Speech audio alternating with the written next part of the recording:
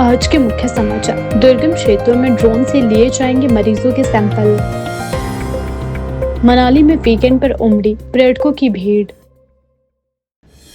राज्यपाल ने किया संजीवनी एनजीओ का शुभारंभ। तारों के जंजाल से छुटकारा दिलाएगी यूटिलिटी डक्ट परियोजना। मस्जिद विवाद पर ऑल हिमाचल मुस्लिम समुदाय का बयान। संजौली मस्जिद विवाद पर देवभूमि समिति ने दिया अपना बयान।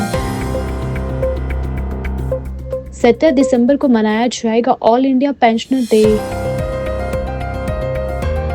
हिमाचल में मौसम ने बदली करवट। सचिवालय के बाहर दृष्टिहीन संघ का धरना जारी। अब समाचार विस्तार से। हिमाचल प्रदेश में नशे के खिलाफ जन जागरूकता अभियान को नई दिशा देने के लिए राज्यपाल शिव प्रताप शुक्ल ने शिमला के ऐतिहासिक रिज मैदान पर संजीवनी नामक एनजीओ का विधिवत शुभारंभ किया। इस अवसर पर संगठन के सदस्यों ने महात्मा गांधी की प्रतिमा के समीप नशा मुक्त हिमाचल का संकल्प लेते हुए शपथ ली। राज्यपाल ने कहा कि नशा समाज और युवा पीढ़ी के भविष्य के लिए सबसे बड़ा खतरा है। ऐसे में जन सहभागिता एवं जागरूकता के माध्यम से ही इस चुनौती का समाधान संभव है। उन्होंने एनजीओ के प्रयासों की सराहना करते हुए आशा व्यक्त की कि संजीवनी प्रदेश भर में सकारात्मक परिवर्तन लाने में महत्वपूर्ण भूमिका निभाएगा। कार्यक्रम में संजीवनी के अध्यक्ष महेंद्र धर्मानी ने संगठन की कार्य योजना साझा करते हुए बताया कि एनजीओ शहरी और ग्रामीण दोनों क्षेत्रों में जागरूकता अभियान चलाएगा। स्कूलों, कॉलेजों, सामुदायिक मंचों और विभिन्न जन समूहों के माध्यम से नशे के दुष्प्रभावों को लेकर लोगों को शिक्षित किया जाएगा। उन्होंने कहा कि युवा पीढ़ी को नशे से दूर रखने के लिए विशेष कार्यक्रम, सेमिनार और जनसंपर्क गतिविधियां नियमित रूप से आयोजित की जाएगी। इस अवसर पर बड़ी संख्या में सामाजिक कार्यकर्ता, युवा तथा स्थानीय नागरिक उपस्थित रहे। सभी ने एकजुट होकर हिमाचल प्रदेश को नशा मुक्त बनाने के अभियान को सफल बनाने का संकल्प दोहराया। आज संजीवनी जो ग्रुप ऑफ एनजीओज है, प्रदेश की 17 एनजीओज का एक समूह है, उसकी प्रदेश स्तरीय कार्यशाला जिसका उद्घाटन महामहिम राज्यपाल श्री शिव प्रताप शुक्ल जी ने किया और उसमें 3 अलग अलग सेशंस में पुलिस विभाग, कानून और मनोचिकित्सक के नाते एक्सपर्ट्स के जो थे, उन्होंने इन विषयों की जानकारी जो प्रतिनिधि 160 पूरे प्रदेश से चुने हुए इन संस्थाओं के आए थे उनके समक्ष रखी और उनके जो प्रश्न थे, जो क्वेरीज थी, उसके ऊपर भी चर्चा की गई। और अंत में सब लोगों ने ये संकल्प लिया कि पूरे प्रदेश भर में जितनी भी सामाजिक संस्थाएं हैं, समाज का बुद्धिजीवी वर्ग है और जो धार्मिक संस्थाएं हैं, यूथ क्लब हैं, उनके साथ संपर्क करके संवाद स्थापित करते हुए इस अभियान को प्रदेश के कोने कोने तक ले जाने का संकल्प आज हमने राष्ट्रपिता महात्मा गांधी जी की प्रतिमा के साथ इस संकल्प को लिया है कि हम अपने पूरी क्षमता के साथ प्रदेश को चिट्टा मुक्त बनाने का काम करेंगे।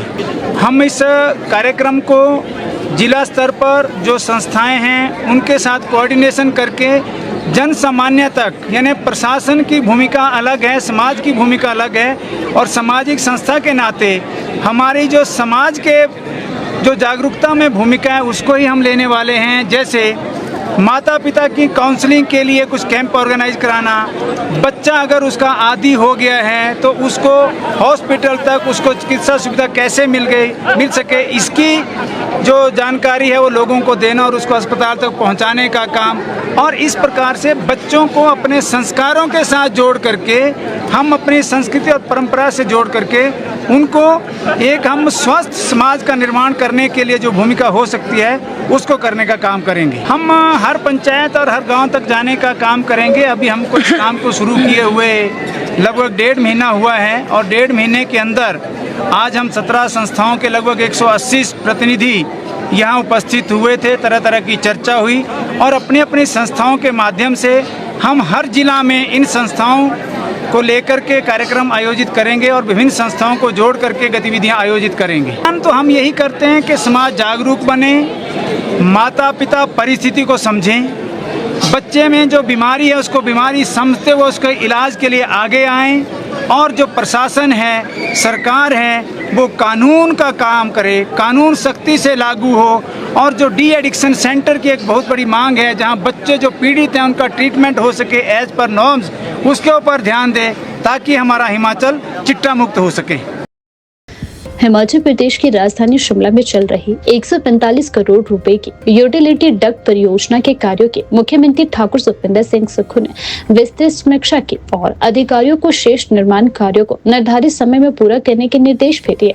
मुख्यमंत्री ने स्पष्ट कहा कि शिमला न केवल प्रदेश की राजधानी है बल्कि देश विदेश के पर्यटकों का प्रमुख गंतव्य भी है। इसीलिए शहर की व्यवस्था, सौंदर्य और सुविधाओं को उस स्तर पर बनाए रखना अत्यंत आवश्यक है। प्रदेश सरकार द्वारा बनाई जा रही यह यूटिलिटी डक्ट परियोजना छोटा शिमला से विली पार्क तक कुल 7 किलोमीटर की लंबाई में तैयार की जा रही है। इस डक्ट के माध्यम से पानी की लाइनों, सीवरेज लाइनों, बिजली के केबलों तथा अन्य संचार तारों को जमीन के भीतर व्यवस्थित रूप से डाला जाएगा। परियोजना का उद्देश्य शहर में फैले उलझे हुए तारों के जाल को हटाकर शिमला को अधिक सुरक्षित और व्यवस्थित और आकर्षक बनाना है। छोटा शिमला से ओक ओवर तक सड़क के नीचे डक्ट निर्माण का कार्य लगभग पूरा हो चुका है। मुख्यमंत्री ने संबंधित विभागों को निर्देश दिए हैं कि शेष कार्यों को अगले 15 दिनों के भीतर पूरा किया जाए ताकि स्थानीय निवासियों और पर्यटकों को असुविधा न हो। मुख्यमंत्री ने निर्देश दिए कि जहां जहां डक्ट निर्माण का कार्य पूरा हो गया है उन मार्गों पर सड़क की टायरिंग का कार्य तुरंत शुरू किया जाए। इसके साथ ही शहर में स्ट्रीट लाइटों की व्यवस्था को भी शीघ्र दुरुस्त करने को कहा गया है ताकि रात्रिकालीन आवागमन सुगम और सुरक्षित रहे। उन्होंने कहा कि शिमला की सुंदरता इसकी पहचान है और यहाँ आने वाले पर्यटकों को बेहतर अनुभव प्रदान करना सरकार की प्राथमिकता है। आधुनिक सुविधाओं से लैस शहर न केवल स्थानीय लोगों के जीवन को आसान बनाएगा बल्कि टूरिज्म सेक्टर को भी और मजबूती प्रदान करेगा। परियोजना के अंतर्गत विभिन्न महत्वपूर्ण मार्गों पर डक्ट बिछाया जा रहा है जिसमें प्रमुख रूप से छोटा शिमला से विली पार्क, सचिवालय मार्ग से राजभवन होते हुए ओक ओवर तक, शेरे पंजाब से लोअर बाजार होते हुए सीटीओ तक इन क्षेत्रों में डक्ट तैयार होने से शहर के बिजली, पानी और संचार नेटवर्क को एक सुव्यवस्थित स्वरूप मिलेगा। इससे आपूर्ति में बाधाएं कम होगी और मरम्मत कार्य भी आसानी से पूर्ण हो सकेगा। मुख्यमंत्री ने कहा कि यह डक्ट परियोजना शहर को वायर फ्री और अधिक सुरक्षित बनाने की दिशा में एक बड़ा कदम है। तारों के जंजाल से मुक्त दृश्य न केवल शहर की छवि में सुधार लाएगा बल्कि पर्यटकों को भी और अधिक साफ सुथरा और आकर्षक शहर देखने को मिलेगा। उन्होंने उम्मीद जताई है कि परियोजना समयबद्ध तरीके से पूरी होगी और शिमला को एक आधुनिक, स्वच्छ और विकसित करने की दिशा में यह मील का पत्थर साबित होगी। हिमाचल प्रदेश के दुर्गम और पहाड़ी क्षेत्रों में स्वास्थ्य सेवाओं को मजबूत करने के लिए सरकार एक बड़ा कदम उठाने जा रही है। प्रदेश में जनवरी से ड्रोन के माध्यम से मरीजों के ब्लड और अन्य सैंपल एकत्र किए जाएंगे। वहीं आवश्यक दवाइयों की आपूर्ति भी ड्रोन के द्वारा की जाएगी। राज्यों में इस परियोजना का ट्रायल पहले ही सफलतापूर्वक पूरा किया जा चुका है। मुख्यमंत्री ठाकुर सुखविंदर सिंह सुक्खू ने योजना को जल्द शुरू करने के निर्देश दिए हैं। चंबा, लाहौल स्पीति, डोडरा, क्वाल, बड़ा भंगाल जैसे बेहद दुर्गम क्षेत्रों में पैरामेडिकल स्टाफ मरीजों से सैंपल लेकर इन्हें ड्रोन के जरिए संबंधित सामुदायिक और आदर्श अस्पतालों की प्रयोगशालाओं में भेजेगा। सैंपल की रिपोर्ट ऑनलाइन भेजी जाएगी जिससे डॉक्टर तुरंत मरीज का उपचार शुरू कर सकेगा। अधिकारियों के अनुसार बर्फबारी और कठिन भौगोलिक परिस्थितियों के कारण ऐसे कई इलाके हैं जहां लोग समय पर स्वास्थ्य केंद्रों तक नहीं पहुंच पाते हैं, लेकिन अब ड्रोन तकनीक के माध्यम से उनके पास स्थित स्वास्थ्य केंद्रों में दवाइयां और सैंपल भेजने लाने में सुविधा होगी। प्रदेश सरकार ने स्वास्थ्य सेवाओं को बेहतर बनाने के लिए स्वास्थ्य केंद्रों में स्टाफ तैनात करना भी शुरू कर दिया है। हर स्वास्थ्य केंद्र में एक डॉक्टर, एक फार्मासिस्ट और 3 बिस्तरों की व्यवस्था की जाएगी। पैरामेडिकल स्टाफ की तैनाती की जा रही है। इन केंद्रों से एकत्र किए गए सैंपल मेडिकल कॉलेज, जोनल अस्पताल और आदर्श अस्पतालों की प्रयोगशालाओं में भेजे जाएंगे। स्वास्थ्य सचिव एम सुधा ने बताया कि हिमाचल में स्वास्थ्य सुविधाओं को मजबूत किया जा रहा है और जल्द ही ड्रोन के माध्यम से सैंपल उठाने की प्रक्रिया शुरू हो जाएगी, जिससे दूर दराज क्षेत्रों में रहने वाले लोगों को बड़ी राहत मिलेगी। राजधानी शिमला के संजौली क्षेत्र में मस्जिद को लेकर चल रहे विवाद पर ऑल हिमाचल मुस्लिम समुदाय ने अपना पक्ष सामने रखा है। समुदाय के अध्यक्ष नजाकत अली हाशमी ने कहा कि जिस मस्जिद को कुछ संगठन अवैध बता रहे हैं, उसे हाईकोर्ट ने 2 मंजिला मस्जिद के रूप में वैध करार दिया है। उन्होंने कहा कि इस मामले को लेकर हाल ही में वातावरण को गलत दिशा देने की कोशिशें की जा रही है। उन्होंने आरोप लगाया कि हिमाचल देवभूमि समिति इस मुद्दे को बढ़ा चढ़ाकर प्रस्तुत कर रही है, जिससे समाज में अनावश्यक तनाव और नफरत का माहौल बन रहा है। नजाकत अली हाशमी ने कहा कि मस्जिद के सभी आवश्यक दस्तावेज और कानूनी प्रमाण मौजूद है, जिसमें यह स्पष्ट है कि मस्जिद कागजों में वैध है। उन्होंने बताया कि इन्हीं दस्तावेजों के आधार पर वक्फ बोर्ड की ओर से कोर्ट में याचिका भी दायर की गई है। उन्होंने कहा कि शिमला और पूरे हिमाचल में वर्षों से सांप्रदायिक सौहार्द कायम है और उन्होंने कहा कि इसे हर हाल में बनाए रखना चाहिए। उन्होंने अपील की कि किसी भी धर्म या समुदाय से जुड़े मुद्दों को बिना तथ्यों की पुष्टि के राजनीतिक रंग ना दिया जाए। उन्होंने सभी से शांतिपूर्ण संवाद और कानून व विश्वास रखने की अपील करते हुए कहा कि समुदाय कानूनी प्रक्रिया के माध्यम से अपनी बात रख रहा है और आगे भी रखता आएगा। आज की जो प्रेस वार्ता है वो संजौली मस्जिद को लेकर के हमने बुलाई है। उसमें पिछले दिनों देवभूमि संघर्ष समिति और दूसरे संगठनों द्वारा जो संजौली बाजार में धरना प्रदर्शन किया गया मस्जिद के खिलाफ, उसमें कुछ बातें सामने निकल के ऐसी आई हैं जो हमारी जो रेवेन्यू रिकॉर्ड है और जो वक्फ बोर्ड का अपना रिकॉर्ड है उसके बिल्कुल विपरीत है। उन चीज़ों को क्लैरिफाई करने के लिए प्रेस कॉन्फ्रेंस की गई है। क्लैरिफिकेशन ये है कि हमारा जो रेवेन्यू रिकॉर्ड है, हमारा जो रेवेन्यू रिकॉर्ड है 1917 का रेवेन्यू रिकॉर्ड है। 1917 के रेवेन्यू रिकॉर्ड में ये मस्जिद खसरा नंबर 107 में मस्जिद अहले इस्लाम और मकबूजा गैर मुमकिन मस्जिद इसमें एंटर है 1917 के रिकॉर्ड में। तो 1917 से लेकर के 2025 तक का रिकॉर्ड इसका बाकायदा रेवेन्यू रिकॉर्ड में चीज़ें सारी दर्ज हैं और मस्जिद का कब्जा पहले से चला आ रहा है, आज भी है। एक तो ये चीज़ क्लियर करनी थी। दूसरी, जो हमारा एमसी से जो फैसला मस्जिद के खिलाफ आया था वो सिर्फ मस्जिद की लीगलिटी को लेकर के नहीं आया था, अनऑथराइज कंस्ट्रक्शन के लिए फैसला आया था। और अनऑथराइज कंस्ट्रक्शन एमसी कोर्ट ने माना था कि भी क्योंकि उसका मस्जिद का प्रॉपर्ली नक्शा पास नहीं करवाया गया, इसलिए जो उसमें 3 मंजिलें ऊपर की बनाई गई थी वो इलीगल थी, उनको गिराने के आदेश दिए गए थे। उस फैसले को माननीय सेशन कोर्ट में अपील किया गया था, चैलेंज किया गया था। तो उसमें सेशन कोर्ट से हमें कोई रिलीफ नहीं मिला था, इसलिए हिमाचल प्रदेश वक्फ बोर्ड ने उस सेशन कोर्ट के फैसले को माननीय उच्च न्यायालय में चुनौती दी है और माननीय उच्च न्यायालय ने उस सेशन कोर्ट और एमसी कोर्ट के फैसले को स्टे किया है और अगली तारीख उसमें 9 मार्च की फिक्स की है। माननीय उच्च न्यायालय ने ये माना है कि भी जो 3 मंजिलें हमने खुद माना है कि भी वो अनऑथराइज हैं, उनको हटाने के आदेश दिए हैं और जो 2 नीचे की मंजिलें हैं वो वैसे ही बरकरार रहेंगी और वहाँ पे नमाज होती रहेगी। और हम सभी लोगों से अपील करना चाहता हूँ मैं आपके माध्यम से, जो हमारे देवभूमि संघर्ष समिति के लोग हैं या जो दूसरे संगठनों के लोग हैं, उनसे मेरी अपील है कि भी वो इस मुद्दे को बिल्कुल भी धार्मिक मुद्दा न बनाएं, इस मुद्दे को हिंदू मुस्लिम का रंग देने की कोशिश ना करें, बल्कि मस्जिद में जो अनऑथराइज कंस्ट्रक्शन है उसके ऊपर अगर वो बात करना चाहें तो उसमें जो भी हम फॉर्मेलिटीज़ पूरी करने को तैयार हैं ताकि वो मस्जिद की आइडेंटिटी वहाँ पे बरकरार रहे। वो हाई कोर्ट में प्रैक्टिस करते हैं, हिमाचल हाई कोर्ट में, और वो वहाँ पे संजौली में जो मस्जिद है उसके ऊपर का जो पोर्शन है वहाँ पे वो इलीगल उन्होंने ऑक्यूपाई किया हुआ है वक्फ बोर्ड की एकोमोडेशन को। तो उनकी मंशा ये है कि भी मस्जिद को टारगेट बना करके एक तो वो उनकी अपनी एकोमोडेशन सेफ रहे, क्योंकि वक्फ बोर्ड ने उनके खिलाफ केस किया हुआ है, उनको वहाँ से जगह खाली करने के आदेश दिए हैं, लेकिन उस चीज़ को वो नज़रअंदाज करके उस चीज़ को वो एक मतलब मुद्दा भटकाने के लिए वो मस्जिद का मुद्दा सामने लेकर के आए हैं। और उन्होंने ही सारे हमारे जो हिंदू संगठन के लोग हैं उनको लेकर के उन लोगों ने एक माहौल बनाने की कोशिश की है जो बिल्कुल गलत है।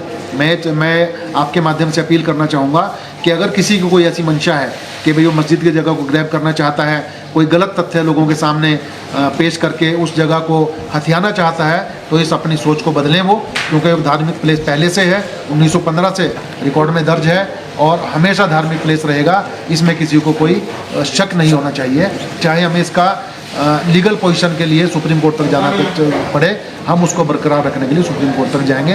लेकिन उन लोगों से मेरी अपील है कि आपस में इस तरह का माहौल न बनाए जिससे आपस में गलत मैसेज पब्लिक के अंदर। उसमें जो वो हमारे भाई ज़बरदस्ती करके वहाँ नमाज़ पढ़ने के लिए गए हैं। देखो, अगर कोई वहाँ पे डिस्प्यूट है, कोई लीगलिटी का डिस्प्यूट है, तो वो प्रशासन के भी नॉलेज में है, और अगर हमारे जो दूसरे संगठनों के लोग हैं उनकी तरफ से अगर कोई उस पर ऑब्जेक्शन किया जा रहा था, तो जब तक उसको अवॉइड करते, वहाँ पे नमाज पढ़ने के बजाय कहीं और नमाज पढ़ सकते थे। और अब क्योंकि माननीय हाई कोर्ट से स्थगन आदेश आ गया है, अब हाई कोर्ट ने खुद ही बोला है कि अभी वहाँ पे 2 मंजिलें बरकरार रहेंगी, तो नमाज तो वहाँ होती रहेगी, लेकिन इस तरह की हरकत करना ठीक नहीं है जी। 3 मंजिलें उसमें पहले एमसी कोर्ट ने और सेशन कोर्ट ने कहा था, वही चीज़ हाई कोर्ट ने दोबारा रिपीट की है, और उसको बोला कि भी जो भी 2 मंजिलें वहाँ पे 3 मंजिलें जो हटानी थी उनको आप हटाइए, और 2 मंजिलों का स्टे वैसे ही बरकरार रहेगा, 2 मंजिलें वैसी आज मस्जिद रहेंगी। हिमाचल प्रदेश सचिवालय में मुख्यमंत्री ठाकुर सुखविंदर सिंह सुक्खू के साथ हुई बैठक में पेंशनर्स प्रतिनिधि मंडल ने अपनी मांगे रखी और सकारात्मक चर्चा के लिए मुख्यमंत्री का आभार व्यक्त किया। बैठक के बाद पेंशनर संघ के अध्यक्ष आत्माराम शर्मा और उनके साथ मौजूद सदस्य ने बताया कि आगामी 17 दिसंबर को घुमारवीं में ऑल इंडिया पेंशनर डे मनाया जाएगा, जिसके लिए मुख्यमंत्री ठाकुर सुखविंदर सिंह सुक्खू को मुख्य अतिथि के रूप में आमंत्रित किया गया है। पेंशनर संघ के अनुसार मुख्यमंत्री ने आश्वासन दिया है कि वे घुमारवीं में आयोजित कार्यक्रम में पेंशनर्स की मांगे सुनकर वहां महत्वपूर्ण घोषणाएं भी कर सकते हैं। पेंशनर्स ने कहा कि राज्य सरकार उनके मुद्दों पर गंभीरता से विचार कर रही है। बातचीत के दौरान मुख्यमंत्री ठाकुर सुखविंदर सिंह सुक्खू ने स्पष्ट किया कि पेंशनर्स के मेडिकल बिलों से संबंधित जानकारी उनके संज्ञान में समय पर नहीं पहुँच पाई, जिसके बाद भुगतान में देरी हुई है। उन्होंने आश्वासन दिया कि अब इस प्रक्रिया को सुचारू और समयबद्ध तरीके से बनाने के लिए आवश्यक कदम उठाए जा रहे हैं। पेंशनर प्रतिनिधि मंडल ने मुख्यमंत्री का आभार व्यक्त करते हुए कहा कि सरकार उनकी समस्याओं के समाधान को लेकर संवेदनशील है। उन्होंने उम्मीद जताई है कि घुमारवीं में होने वाला कार्यक्रम पेंशनर्स के लिए महत्वपूर्ण सिद्ध होगा। 17 दिसंबर को होने वाले इस कार्यक्रम को लेकर पेंशनर्स में खासा उत्साह है और सभी की नजर मुख्यमंत्री की संभावित घोषणाओं पर टिकी हुई है। और हमारे बहुत सारे पेंशनर जो हैं उन लाभों से लंबे समय से वंचित हैं। कुछ हमारी ऐसी देनदारियां थी जो कि पिछली सरकार को भी दे देनी चाहिए थी, लेकिन उस समय की भी देनदारियां जो हैं बची रही और सरकार बदल गई। प्रेजेंट सरकार जो है ये सत्ता में आई, तो हमारा जो यूनियन है, हमारा जो संगठन है, ये पूर्ण रूपेण गैर राजनीतिक है, नॉन पॉलिटिकल है। हम सिर्फ जो सरकार सत्ता में होती है वो हमारी होती है, वो मुख्यमंत्री हमारे होते हैं, वो मंत्री हमारे होते हैं। अपनी डिमांड्स को समय समय पर हम अपनी समस्याओं को उनके समक्ष रखते आए हैं, और जब कोई समस्या हम बड़े लंबे समय तक बात करने के बाद भी हल नहीं हो पाते, तो हम रोष प्रकट करने के लिए हम संघर्ष का सहारा भी लेते रहे हैं। लेकिन ये हमारे सौभाग्य की बात है कि माननीय मुख्यमंत्री जी से हमने कुछ दिन पहले अनुरोध किया था कि प्रदेश के पेंशनर्स जो आज तक ये बात जो रहे हैं, प्रतीक्षा कर रहे हैं कि आप उनकी बातें सुनेंगे, उनकी समस्याओं का समाधान करेंगे, तो कृपया हमें समय दिया जाए। तो उन्होंने बड़े खुले दिल से आज का दिन फिक्स किया कि आप सोमवार को आप 11 बजे जो हैं आप आइए। तो हमारे पेंशनर्स सारे प्रदेश के, हमारा जो संगठन है इस वक्त प्रदेश का सबसे बड़ा संगठन है, जो कि हमारे सारे 11 जिलों में फैला हुआ है। तो आज हमारे शॉर्ट नोटिस था हमारा, उसके शॉर्ट नोटिस के बावजूद भी हमारे सारे हिमाचल प्रदेश के सभी जिलों के जो हमारे प्रधान हैं, वो प्रधान हैं, जनरल सेक्रेटरीज हैं या दूसरे स्टेट कार्यकारिणी के जो सदस्य हैं, कोई 150 से ऊपर की संख्या में आज उपस्थित थे।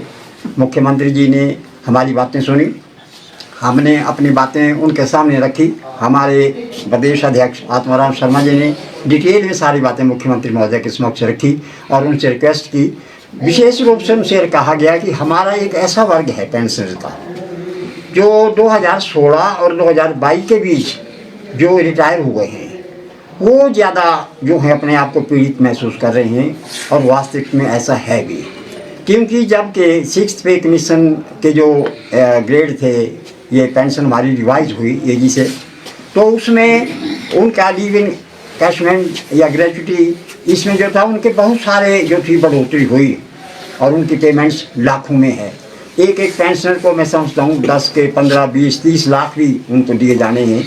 तो वो महसूस कर रहे थे कि हम वंचित हैं और लंबे समय से उनकी मांग हम रखते आए हैं। तो हमने मुख्यमंत्री महोदय के सामने ये बात रखी कि आप कृपा करके इनका आप ध्यान करिए। सबसे पहले जो है कुछ ना कुछ इन्हें आप दीजिए, जो उन्होंने हमें दिया है पहले। ये ठीक है कि मुख्यमंत्री जी ने अपने कार्यकाल में हमें कुछ दिया भी है और उसका हमने आभार भी व्यक्त किया है, लेकिन अपनी उम्र के लिहाज से इस वक्त पेंशनर जो हैं वो अपनी पेंशन पर डिपेंड करते हैं। उनके अपने बाल बच्चों का पालन भी करना होता है, कई की शादियाँ भी करनी हैं, कई पढ़ाने का काम भी करना है। सबसे बड़ी बात यह है कि वृद्ध अवस्था में वो प्रति माह जो है बहुत सारा पैसा अपने इलाज पर खर्च करना पड़ता है उनको। तो हमने ये भी उनके सामने रखा कि हमारे मेडिकल बिल्स जो हैं बड़े लंबे समय से हमारे पेंशन के मैं समझता हूँ करोड़ों के में होंगे, तो उनके लिए बजट का प्रावधान नहीं हो पाया है, तो इसलिए परेशान है हमारे लोग। तो मुख्यमंत्री महोदय ने बड़े ही शांत स्वभाव से सारी बातें हमारी सुनी और उन्होंने उसके जवाब में फिर हमें ये कहा, उन्होंने आश्वस्त किया, हमें आश्वासन दिया कि बहुत जल्दी जो आपके मेडिकल बिल्स हैं, उन्होंने कहा कि मेडिकल बिल्स डीडीओ की जिम्मेवारी है कि जो डीडीओज हैं आपके वहाँ से सारे आपके बिल्स यहाँ आ जाएं, तो 1 महीने के अंदर सारे हिमाचल के पेंशनर के लंबित के मेडिकल बिल का भुगतान कर दिया जाएगा। इसी के साथ फिर उन्होंने कहा कि ये जो 2016 से वायु वाले हिंद के बारे में भी स्वयं भी चिंतित हूँ, मैं महसूस करता हूँ इस बात को, लेकिन थोड़ा ऐसा है कि थोड़ा आपदा के कारण कुछ ऐसे कारण हुए जिन कारण से हमारी जो हाथ बंधे हुए थे। मैं चाह रहा हूँ और हो सकता है मैं इससे भी ज़्यादा आपको दूँ, तो आने वाले समय में आने वाले बजट में पूरा मैं प्रावधान इसके लिए करूँगा। इसी के साथ हमने मुख्यमंत्री महोदय से भी अनुरोध किया कि हम प्रतिवर्ष अपना प्रदेश लेवल का ऑल इंडिया पेंशनर्स डे जो है वो मनाते आए हैं, और उसमें आमतौर पर हम प्रदेश के मुख्यमंत्री होते हैं, उन्हें हम इनवाइट करते हैं, और कई बार जो हमारे मुख्यमंत्री जो हैं हमारे उस फंक्शन में आते रहे हैं। राजा वीरभद्र सिंह जी भी आए हैं, और उसके बाद हमारे ये धूमल जी भी आए और जयराम जी भी आए। तो हमने रिक्वेस्ट की कि इस बार हम 17 दिसंबर को ये फंक्शन मनाने जा रहे हैं बिलासपुर के गुवारी में, तो आप कृपा करके उस फंक्शन में जरूर आप मुख्य अतिथि के रूप में जो है ये हमारी प्रार्थना स्वीकार करिए। पर्यटन नगरी मनाली वीकेंड के मौके पर पर्यटकों से गुलजार रही। शनिवार को बाहरी राज्यों से 1000 से अधिक पर्यटक वाहन और लगभग 90 वॉल्वो बसें मनाली पहुंची। इससे पूरे क्षेत्र में रौनक बढ़ गई। विभागीय आंकड़ों के अनुसार इन दिनों रोजाना 1000 से अधिक पर्यटक वाहन मनाली पहुंच रहे हैं, जबकि पिछले सप्ताह यह संख्या 700 से 800 के बीच थी। इस बार पर्यटकों की संख्या में उल्लेखनीय बढ़ोतरी दर्ज की गई है, जिससे विंटर टूरिज्म सीजन ने रफ्तार पकड़ ली है। मनाली से रोहतांग की ओर जाने वाले मार्ग पर भी भारी संख्या में वाहन देखने को मिले। गुलाबा तक सैकड़ों वाहन पर्यटकों को लेकर पहुंचे, जबकि 200 से ज्यादा 4x4 वाहन पर्यटकों को रोहतांग तर्रे तक लेके गए। बढ़ते वाहनों की आवाजाही से मनाली में कई स्थानों पर जाम की स्थिति भी बन गई। 4 पुल से भूतनाथ मंदिर और वाहंग और अलेऊ की ओर जाने वाले मार्ग पर वाहनों की लंबी लाइन देखने को मिली। स्थिति को नियंत्रित करने के लिए पुलिस को काफी मशक्कत करनी पड़ी।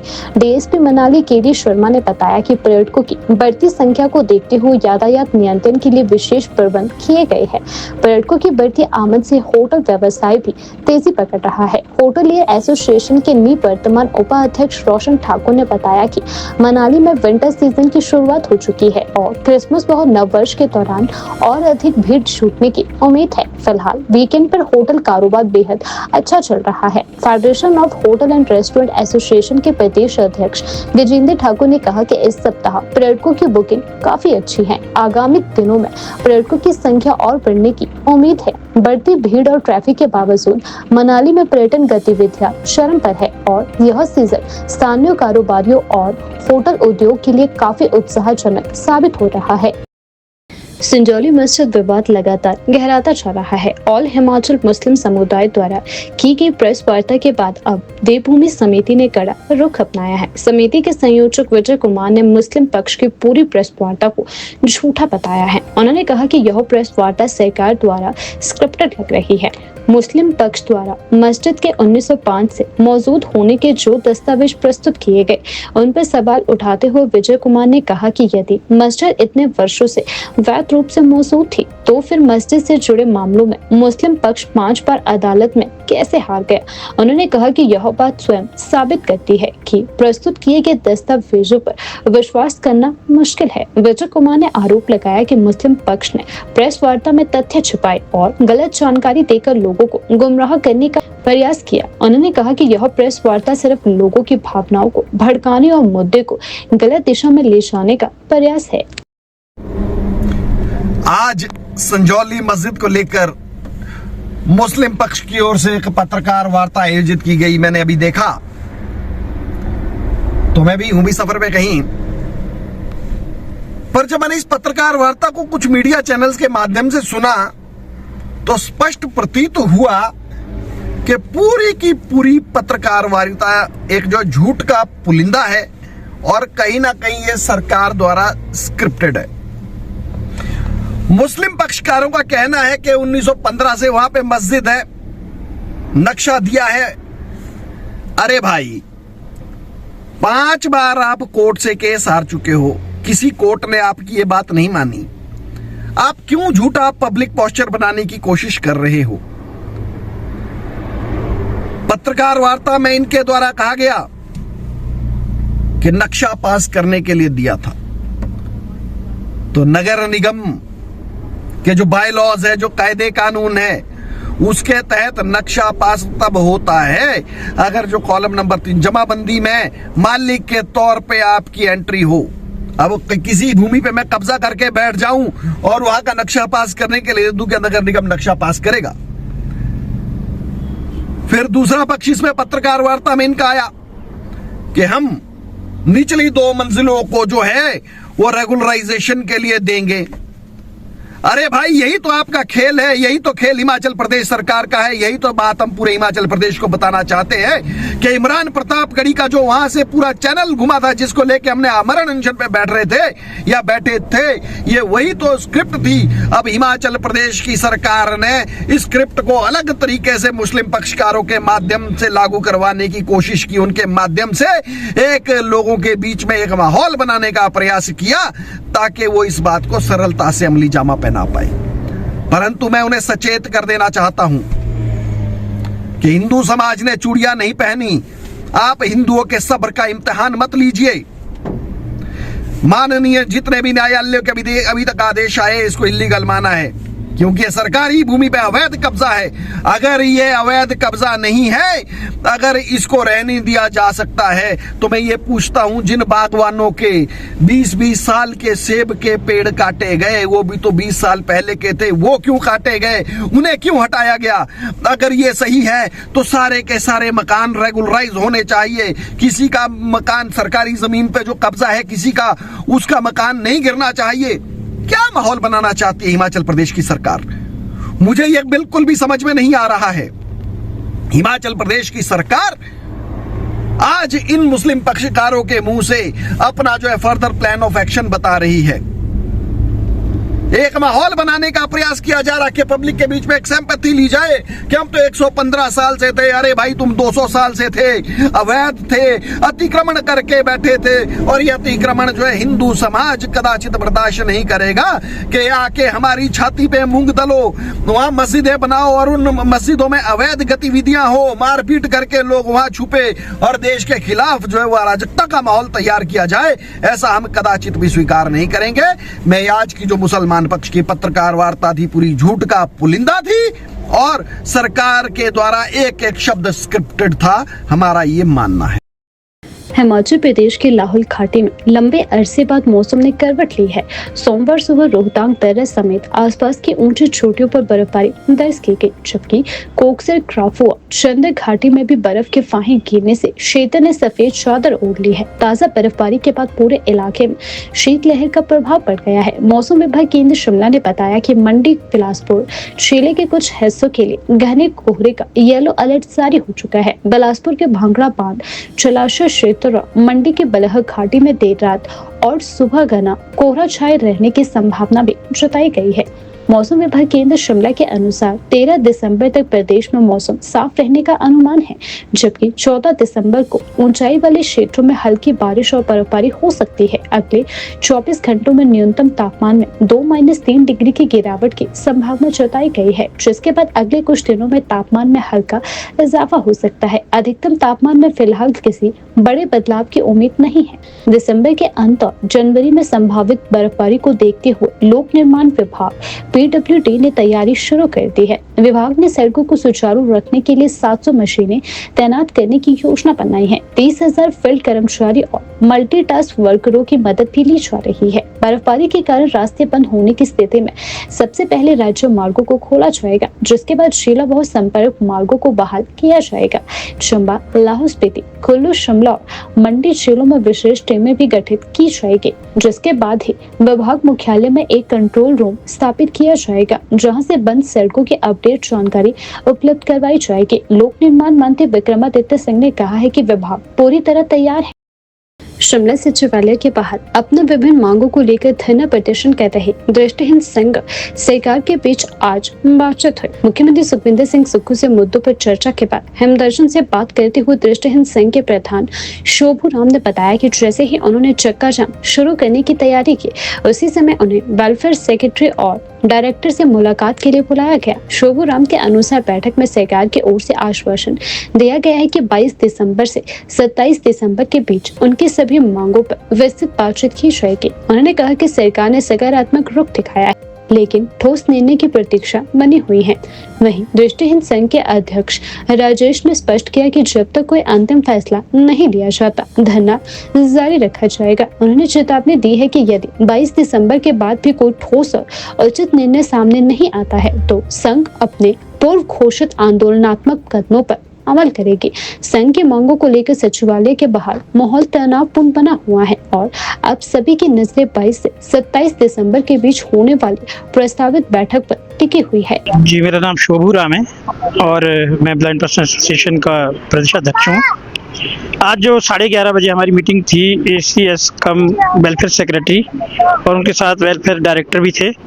तो मीटिंग जो हुई हमारी 4-5 मुद्दों को लेकर हुई, लेकिन मेन मुद्दा जो था हमारा वो बैकलॉग को लेकर के ही था। तो बैकलॉग को लेकर के सरकार अभी तक जो पीछे मतलब 6 महीने पहले का ये डाटा है 11 डिपार्टमेंट का, जो उसी को दिखा रही है कि ये 96 वैकेंसीज हमारे पास आई है, जो जिसमें से 9 जो है क्लास 4 की है विजुअल इम्पेयर्ड की और 12 जो है क्लास 3 की है। तो अगर इनको एडवर्टाइज करना तो कहते हैं इसको हम कल से ही शुरू कर सकते हैं। तो ये हमने कहा कि ये पर्याप्त नहीं है, इसको अभी रहने दीजिए। और ये कह रहे हैं कि और वैकेंसीज बहुत है, लेकिन बड़े बड़े डिपार्टमेंट से अभी टेक ओवर लेना है, वो अभी दे नहीं रहे, कुछ वो बता नहीं रहे क्लियरली। तो उसके संदर्भ में उन्होंने कहा कि चीफ सेक्रेटरी के पास उनकी एक मीटिंग और लेते हैं, जिसमें हम संगठन को भी बुलाएंगे और वहाँ पर आपने उन डिपार्टमेंट से सवाल जवाब करना है। तो वहाँ पता लगा कि डिपार्टमेंट क्यों जो है बैकलॉग को छुपा रहे हैं। और जो सरकार कह रही है कि टोटल जो वैकेंसीज है वो 800 है, जो सारी की सारी डिसेबल्ड की है, और वो जो है मतलब उसकी अप्रूवल फाइनेंस से लेनी पड़ेगी। तो हमने कहा कि तो अगर ये अप्रूवल मिल जाए तो हमारे लोगों का तो धरना खत्म हो जाए कल के लिए। तो ये कहते हैं कि हम मुख्यमंत्री जी के पास हम इसको प्रपोजल के लिए रखेंगे, चीफ सेक्रेटरी के पास। तो ये अब इस पर चर्चा होनी है 22 तारीख को कि उस दिन ये क्या निकालते हैं, क्या वो होते हैं। फिलहाल ये कि इनके पास 800 वैकेंसीज डिसेबल्ड की हैं।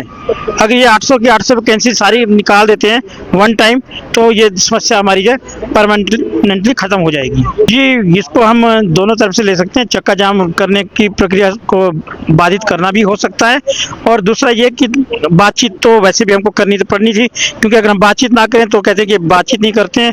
तो ये सेक्रेटरी साहब भी दूसरे पर नए आए हैं, तो हमने इनसे एक बार बातचीत करके देखना भी था कि ये हमारे मामले के प्रति कितने गंभीर है। तो उनकी बातचीत से तो लगा कि कुछ गंभीरता उनके अंदर है बातचीत को लेकर के, और इसीलिए उन्होंने कहा कि चीफ सेक्रेटरी साहब से मीटिंग हम आपकी जल्दी से जल्दी रखवाने की कोशिश करेंगे, लेकिन 8-17 तारीख तक हम लोग बिजी हैं। तो उसके बाद आपकी मीटिंग हम जो है कभी भी कंडक्ट करवा सकते हैं चीफ सेक्रेटरी के साथ, जिसमें जो बड़े बड़े डिपार्टमेंट भी आएंगे और उनसे बैकलॉग से रिलेटेड उनसे बातचीत भी होगी। जी देखो, अगर हमें 22 तारीख के बाद हमारे पक्ष में निर्णय सरकार नहीं देती, जैसे इनके पास 800 भर्ती बोरे 800 जो पोस्टें हैं वो दिव्यांग जनों की है, अगर उसको भर्ती मेले के थ्रू सरकार सभी हैंडीकैप्टों को दे तो सड़कों पे एक हैंडीकैप्ट भी इनको नहीं मिलेगा।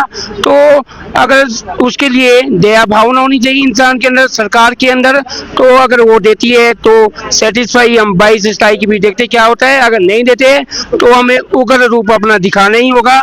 हम फिर कहते हैं शासन प्रशासन के लोग की आप आत्मदाह की चेतावनी देते हैं, इसमें किसी भी के दिल पिघल सकता है, हाथ पहुंच सकते हैं सरकार के लिए। अगर हाथ पहुंचा, अगर आप इतनी संवेदनशील हर समाज के लिए है, जैसा आपने सुखाश्रय योजना अनाथ बच्चों के लिए लाई है, अच्छी बात है।